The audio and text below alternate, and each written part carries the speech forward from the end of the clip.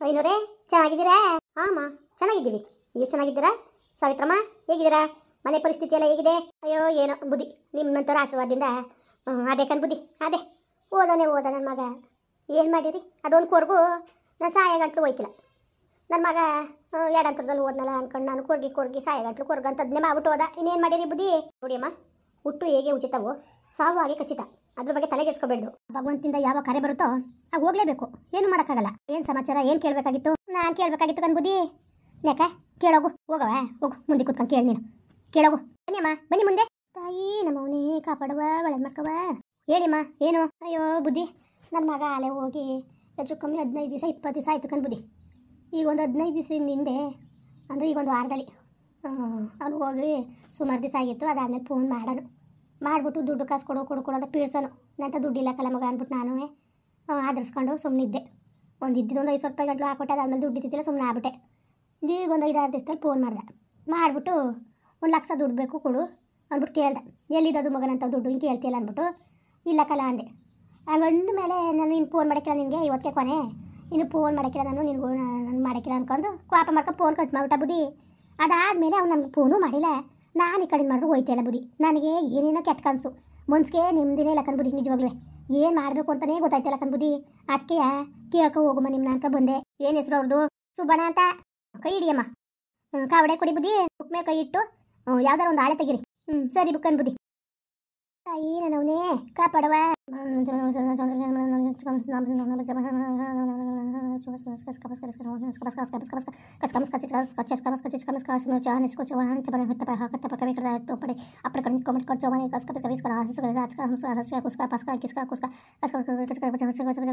ನೋಡಿಯಮ್ಮ, ಅವನಿಗೆ ಒಂದು ಗ್ರಹಗತಿ ಇತ್ತು.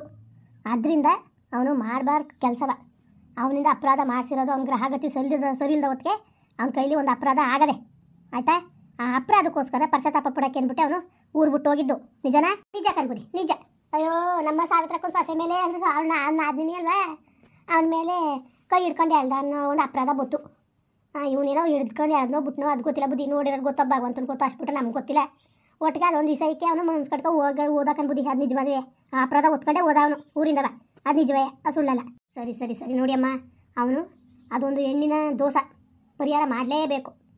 ಈಗ ವಿಧವೆ, ಆ ವಿಧವೆ ಕಷ್ಟದಲ್ಲಿರಬೇಕಾದ್ರೆ ಅವನು ಕೆಟ್ಟ ದೃಷ್ಟಿ ಮಾಡಿದ. ಅದು ಆ ಪಾಪ ಅವನ್ನ ಬಿಟ್ಟಿದ್ದಲ್ಲ ಆಯಿತಾ. ನೀವು ಒಂದು ಪೂಜೆನ ಮಾಡಬೇಕು. ಅದೊಂದು ಪೂಜೆ ಮಾಡಿಸಿದ್ರೆ ಅವನ ಕರ್ಮ ಎಲ್ಲ ಪರಿಹಾರ ಆಗುತ್ತೆ ಆಯ್ತಮ್ಮ. ಏನಾರು ಪೂಜೆ ಮಾಡಿಸೋದ ಕಣ್ಬುದ್ಧಿ. ನನ್ನ ಮಗ ಚೆನ್ನಾಗಿದ್ದಾನ ಅನ್ನೋದೊಂದು ನನಗೆ ಬೇಕು ಕಣ್ಬುದ್ಧಿ. ಅವನ ಬದುಕವನ ಅನ್ನೋದೇ ಒಂದು ಬುದ್ಧಿ ನನಗೆ ಬೇಕು ಬುದ್ಧಿ. ಯಾಕೆಂದ್ರೆ ನನ್ನ ಮಗ ಯಾವಾಗಲೂ ನನ್ನ ಬಿಟ್ಬಿಟ್ಟು ಇರ್ತಿತ್ತಿಲ್ಲ ಬುದ್ಧಿ. ಮೂವ ಅನ್ಕೊಂಡು ಜಗಳ ಮಾಡಲಿ ಬೈಲಿ ಆಡಲಿ ಎಷ್ಟೇ ಜಗಳ ಮಾಡ್ಕೊಂಡ್ರು ನಾವು ಒಂದ್ಗಳಿಗೂ ಮಾತಾಡ್ದಾನೆ ಇರ್ತಿತ್ತಿಲ್ಲ ಬುದ್ಧಿ. ಇಲ್ಲ ಅವನಾರು ಹೋಯ್ತಾ ಬರ್ತಾವ ನುವ್ವ ಅಂತ ಅವ್ನು ಮಾತಾಡಬೇಕು. ಇಲ್ಲ ನಾನು ಇಲ್ಲ ಸುಬ್ಬ ಅದು ಮಾಡ್ಲಾ ಇದು ಮಾಡ್ಲಾ ಅಂತ ನಾನು ಹೇಳಬೇಕು. ನನ್ನ ಮಗ 15 ಹೆಚ್ಚು ಕಮ್ಮಿ 15 ದಿವಸ ಆಯಿತು ಹೋಗಿ ಮಾತಾಡಿ. ಹೆಚ್ಚು ಕಮ್ಮಿ 5-6 ದಿವಸ ಆಯಿತು. ಹೊಟ್ಟೆ ಉರ್ದು ಬೆಂಕಿ ಆಯ್ತದೆ ಕಣ್ಬುದ್ಧಿ. ನನ್ನ ಮಗನ ಕಳ್ಕೊಂಡು ನಾನು ಭಾಳ ವನವಾಸ ಸತ್ತವನಿ ಕಣ್ಬುದ್ಧಿ. ಕುಡಿಯಮ್ಮ, ಹೆಣ್ಣಿನ ದೋಷಕ್ಕೆ ಗುರಿಯಾದ್ರು ಅಷ್ಟು ಪರಿಹಾರ ಮಾಡ್ಕೊಳ್ಳೋದು ಸುಲಭದ ಮಾತಲ್ಲ. ಅವನು ತಪ್ಪು ಮಾಡವನೆ ಸರಿಯಾ. ಅದರಲ್ಲೇನು ಯಾವುದೇ ಥರದ ಅನುಮಾನ ಬೇಡ. ಇಲ್ಲಿ ತೋರಿಸ್ತದೆ ಅವನಿಗೆ ಸ್ತ್ರೀ ದೋಷ ಐತೆ. ಹೆಣ್ಣಿಗೆ ಮನ್ಸಿಗೆ ನೋವು ಮಾಡೋದು ಅಷ್ಟು ಸುಲಭದ ಮಾತಲ್ಲ. ಅದಲ್ದೇ ಅವ್ರು ಗರ್ಭಿಣಿ ಸಾಲ್ತಿಗೆ ವಿಧವೆ. ಅವ್ರು ಎಷ್ಟು ಕಣ್ಣೀರು ಹಾಕವಳೋ ಆ ಸಾಪದಿಂದನೇ ಇವನು ಈ ಥರ ಗರಗರ ಬರಬನ ಬರ್ತಾ ಇರೋದು. ನಾನು ಹೇಳ್ತಾರೋದು ನಿಮ್ಗೆ ಅರ್ಥ ಆಯ್ತದೆಯೋ? ಆಯಿತು ಕಣ್ ಬುದ್ಧಿ. ಅದು ಏನು ಪರಿಹಾರ ಮಾಡ್ಕೊಡಿ ಬುದ್ಧಿ. ಈಗ ಹೆಂಗೆ ಬುದ್ಧಿ, ಅವನು ಚೆನ್ನಾಗಿ ಅವನೇ ತಾನೆ ಎಲ್ಲಾರೇ ಇರ್ದೆ ಕಣ್ ಬುದ್ಧಿ. ನನ್ನ ಮಗ ಚೆನ್ನಾಗಿ ಅವನೇ ಅನ್ನೋದು ನನ್ನ ಮನ್ಸಿಗೆ ಬರ್ಬೇಕು ಕಣ್ ಬುದ್ಧಿ. ಸರಿ ಮುಟ್ಟ ಮೈನಸಲ ಬುಕ್ಕ. ತಾಯಿ ನನ್ನವನೇ ಕಾಪಾಡವ, ಒಳ್ಳೇದು ಮಾಡವ, ನನ್ನ ಮಗನಿಗೆ ಒಳ್ಳೇದು ಮಾಡ್ಕವ. ನನ್ನ ಮಗ ಎಲ್ಲಿದ್ರು ಮನೆ ಹೊರಗೆ ಮಾಡವ. ತಾಯಿ ನಮ್ಮವನೇ ಕಾಪಾಡು, ತಾಯಿ ನನ್ನವನೇ ಕಾಪಾಡು. ನೋಡಿಯಮ್ಮ, ಅವನು ಬದುಕಿದ್ದಾನೆ. ಅದರಲ್ಲಿ ಯಾವುದೇ ಥರದ ಅನುಮಾನ ಬೇಡ ನಿಮಗೆ. ಚೆನ್ನಾಗಿದ್ದಾನೆ ಬುದ್ಧಿ. ಹಂಗಾರೆ ನನ್ನ ಮಗ ಚೆನ್ನಾಗಿದ್ದಾನೆ, ಸುರಕ್ಷಿತವಾಗಿ ಇದ್ದಾನೆ. ಜೀವಕ್ಕೆ ಯಾವುದೇ ಥರದ ಅಪಾಯ ಇಲ್ಲ. ಅವನು ಭಾಳ ಚೆನ್ನಾಗಿದ್ದಾನೆ. ನೋಡಿ ನಿಂಗಮ್ಮ, ನೀವು ಈಗ ಒಂದು ಪೂಜೆ ಮಾಡಿಸ್ಬೇಕು. ನಾನು ಇದನ್ನ ಹಿಮಾಲಯಕ್ಕೆ ತಗೊಂಡೋಗಿ ಪೂಜೆ ಮಾಡ್ಕೊಬರ್ಬೇಕು. ನೀವು ಯಾರು ಬರಬಾರ್ದು. ಅಲ್ಲಿ ಪೂಜೆ ಮಾಡ್ಕೊಂಡು ತಂದ ಒಂದು ನಿಂಬೆಹಣ್ಣ ನಿಮ್ಮ ಮನೆ ಸುತ್ತ ನೀವು ಉಳಿಸಿ, ಅಂದರೆ ಅವ್ನು ಸುತ್ತ ಬರಬೇಕು. ಬಂದ್ಬಿಟ್ಟು 3 ದಾರಿ ಸರಿಯಾ, ಅಲ್ಲಿ ಹೋಗಿ ನಿಂಬೆಹಣ್ಣು ಕೆಚ್ಚಿಬಿಟ್ರೆ ಅವನು ಇರೋ ಅಂಥ ಎಲ್ಲ ದೋಷ ಪರಿಹಾರ ಆಯ್ತದೆ. ಅದಾದಮೇಲೆ ಅವನಿಗೆ ಮುಂದೆ ಒಂದು ರಾಜಯೋಗನೂ ಇದೆ. ಆ ಯೋಗದಿಂದ ನಿಮ್ಮ ಮನೆಯಲ್ಲಿ ಇನ್ನೂ ಉತ್ತಮವಾಗಿ ನೀವು ಬೆಳವಣಿಗೆ ಹೊಂದುತ್ತೀರಿ. ಅದರಲ್ಲಂತೂ ಯಾವುದೇ ಥರದ ಅನುಮಾನ ಬೇಡ. ಅವ್ನಿಗೆ ಇದ್ದಿದ್ದ ಕರ್ಮ ದೋಷಗಳೆಲ್ಲ ಕಳ್ಕೊಂಡ ಭಾಳ ಮನಸ್ಸು ಶುದ್ಧವಾಗಿ ಇವಾಗ ಈಗ ಬಂದರೂ ಅವನು ಭಾಳ ಶುದ್ಧವಾಗಿ ಬರ್ತಾನೆ. ಅವನಿಗೆ ಯಾವುದು ಒಳ್ಳೆಯದು ಯಾವುದು ಕೆಟ್ಟೋದು ಎಲ್ಲ ಗೊತ್ತಾಗದೆ ಎಲ್ಲೋ ಒಂದು ಮೂಲೆ ಕೂತ್ಕೊಂಡು ಭಾಳ ಪಶ್ಚಾತ್ತಾಪ ಪಡ್ತಾವನೆ. ನಾನು ಹಿಂಗೆ ಮೋಸ ಮಾಡಿಬಿಟ್ನಲ್ಲ, ಹಿಂಗೆ ಮಾಡಿಬಿಟ್ನಲ್ಲ ಅನ್ನೋ ನೋವು ಅವನಿಗೆ ಕೊರಗ್ತಾ ಅವನೇ. ಅವ್ನಿಗೆ ಏನೇ ಆದರೂ ಒಂದು ಒಳ್ಳೆಯದಾಗೇ ಆಗುತ್ತೆ. ಉತ್ತರ ದಿಕ್ಕಿಂದ ಅವನು ಬಂದೇ ಬರ್ತಾನೆ. ಅಷ್ಟ ಆಗ್ಬಿಟ್ರೆ ಸಾಕು ಕಣ್ಬುದ್ಧಿ, ಅಷ್ಟ ಆಗ್ಬಿಟ್ರೆ ಸಾಕು. ಎಲ್ಲಾರು ಇರಲಿ ನನ್ನ ಮಗ ಚೆನ್ನಾಗಿ ಅವನೇ ಜೀವಂತವಾಗ ಅವನೇ ಅಂದ್ರೆ ಸಾಕು. ಬಂದ್ಬಿಟ್ರೆ ಅವನು ಸಾಕು ಕಣ್ಬುದ್ಧಿ. ಅದು ಏನಾರೇ ಅಲ್ಲಿ ನಿಮ್ದು ಅಮ್ಮಯ್ಯ ಅಂತೀನಿ ಕಣ್ಬುದ್ಧಿ. ಅವನು ಒಂಚೂರು ಬರೋಂಗೆ ವ್ಯವಸ್ಥೆ ಮಾಡಿಕೊಡಿ. ನೋಡಿ ಅಮ್ಮ, ಅವನು ಗಂಡಾಂತರದಿಂದ ಪಾರಾಗಿದ್ದಾನೆ ಆಯಿತಾ. ಏನೋ ನೀವು ಮಾಡಿದ ಕರ್ಮ ಧರ್ಮದಿಂದ, ನಿಮ್ಮ ಮಾಡಿದ ಪುಣ್ಯ ಧರ್ಮದಿಂದ ಅವನು ಬದುಕಿರುವುದು ಬಹಳ ಹೆಚ್ಚು. ಅವನಿಗೆ ಭಾಳ ಅಪಾಯನೇ ಕಾದಿತ್ತು. ಅದರಿಂದ ತಪ್ಪಿಸ್ಕೊಂಡು ಈಗ ಭಾಳ ಪಶ್ಚಾತ್ತಾಪದಿಂದ ಅವನು ಮುಂದೆ ಬಂದ್ರೂ ಅವನಿಗೆ ಭಾಳ ಯೋಗ ಅದೇ. ಮುಂದೆ ಜೀವನದಲ್ಲಿ ಭಾಳ ಚೆನ್ನಾಗಿರ್ತಾನೆ. ಅದಂತೂ ಯಾವುದೇ ಥರದಲ್ಲೂ ಅನುಮಾನ ಬೇಡ ಆಯ್ತಮ್ಮ. ನಿಗಮ್ಮ ಇವಾಗ ಸಮಾಧಾನ ಐತೆ? ಅಯ್ಯೋ ಬುದ್ಧಿ, ಇಟ್ಟು ಸೊಪ್ಪು ಬಿಟ್ಬಿಟ್ರು ಯತ್ನೆ ಮಾಡ್ಕೊಂಡು ಕೂತಾವಳೆ. ನನ್ನ ಮಗ ಏನೋ, ನನ್ನ ಮಗನಿಗೆ ಏನಾಯ್ತೋ ಎಂತೋ ಅಂದ್ಕೊಂಡು ಅದೇ ಒಂದು ಭಯ ಪಟ್ಕೊಂಡು ಎದ್ರಕ ಕೂತಾಳೆ ಕಣ್ಬುದ್ಧಿ. ಒಂದು ಧೈರ್ಯ ಹೇಳ್ಕೊಡಿ. ನೋಡಿ ನಿಂಗಮ್ಮ, ನೀವು ಯಾವುದೇ ಥರದಲ್ಲೂ ಭಯ ಪಡೋಂಥ ಅವಶ್ಯಕತೆ ಇಲ್ಲ. ಅರ್ಥ ಐತೆ? ಈಗ ಹೇಳ್ತಾ ಇದ್ದೀನಿ, ನಿಮ್ಗೆ ಅರ್ಥ ಆಗ್ತಾ ಇದೆಯಾ? ಬುಡಿ ಬುದ್ಧಿ ಬುಡಿ, ನೀವು ಎಷ್ಟು ಹೇಳಿದ್ಮೇಲೆ ಭಾಳ ಸಂತೋಷ ಆಯಿತು. ಯಾವಾಗ ಕಣ್ಬುದ್ಧಿ ಪಾಪ, ಅಯ್ಯೋ ಬರಲಿ. ಈಗ ಏನೋ ಒಂದು ಮನ್ಸಂದ್ಮೇಲೆ ತಪ್ಪು ಮಾಡೇ ಮಾಡ್ತಾರೆ ಅಂತಿರುವೆ. ನಡೆಯೋ ಮನ್ಸ ಹಿಡಿದಾನೆ ಇರೋಕ್ಕಿಲ್ಲ. ಹೆಂಗೋ ಅಚ್ಚುಕಟ್ಟಾಗಿ ಬಂದ್ಬಿಟ್ರೆ ಅಷ್ಟೇ ಸಾಕು ಕಣ್ಬುದ್ಧಿ. ನಿಮ್ಮ ದಯೆಯಿಂದ, ನಿಮ್ಮ ಆಶೀರ್ವಾದದಿಂದ. ಅದೇನು ಪೂಜೆ ಮಾಡಿರಿ ಬುದ್ಧಿ, ಮಾಡಿ. ನೋಡಿ ಅಮ್ಮ, ಇದೆಲ್ಲೂ ಮಾಡೋಂಥದ್ದಲ್ಲ. ಹಿಮಾಲಯದಲ್ಲಿ ಮಾಡಬೇಕು. ಅದು ನಾನು ಒಬ್ಬನೇ ಇರಬೇಕು. ಅಮಾಸೆ ರಾತ್ರಿ ಮಧ್ಯರಾತ್ರಿಲಿ ನಾನು ಮಾಡಬೇಕಾದ ಒಂದು ಇದು ಪೂಜೆ.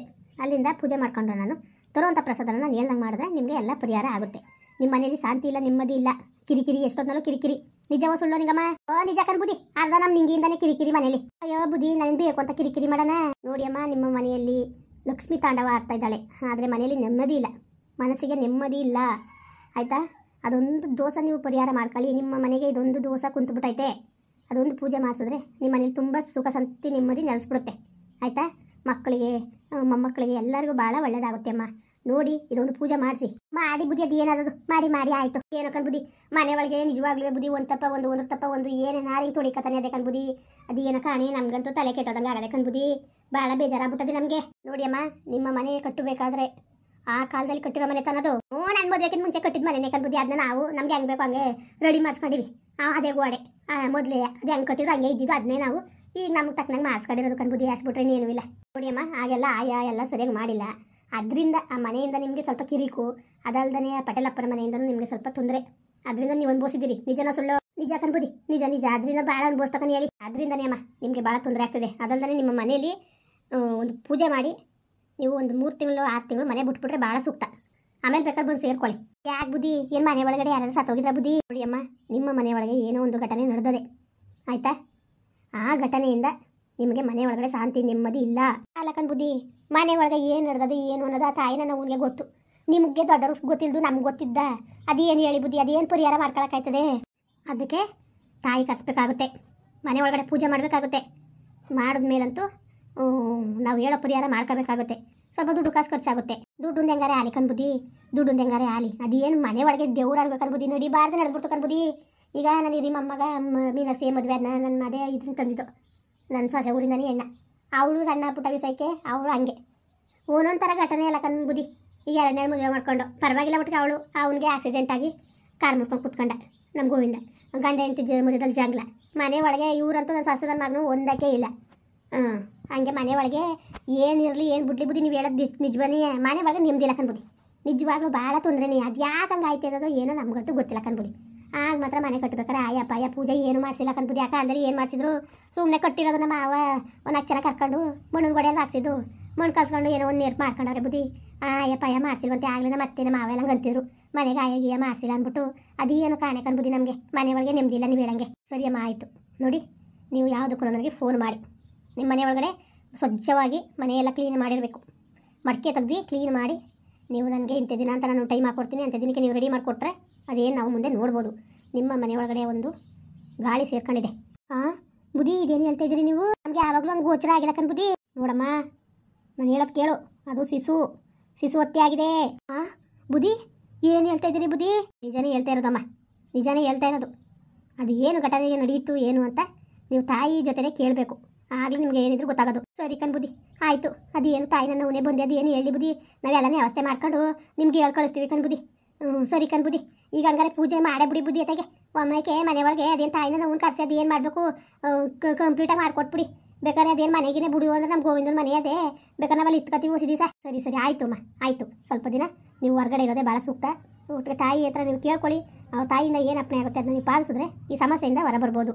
ಆಯ್ತಮ್ಮ? ಅದೇ ಗ್ರಹಗತಿಯಿಂದನೇ ಈಗ ನಿನ್ನ ಮಗನಿಗೆ ಈ ಥರ ಎಲ್ಲ ತೊಂದರೆ ಆಗಿರೋದು. ಏನು ಬುದ್ಧಿ, ತಾಯಿ ನಮ್ಮ ದಯೆಯಿಂದವ ನನ್ನ ಮಗ ನನ್ನ ಮನೆಗೆ ಬಂದ್ಬಿಟ್ರೆ ಅಷ್ಟೇ ಸಾಕು ಕಣ್ಬುದ್ಧಿ. ಅಷ್ಟೇ ಸಾಕು. ಸರಿ ಅಮ್ಮ, ಆಯಿತು. ನಾನು ಯಾವುದಕ್ಕೂ ನಾಳೆ ನಾನು ನಿಮಗೆ ತಿಳಿಸ್ತೀನಿ, ಆಯಿತಾ? ಸರಿ ಕಣ್ಬುದ್ಧಿ, ಆಯಿತು.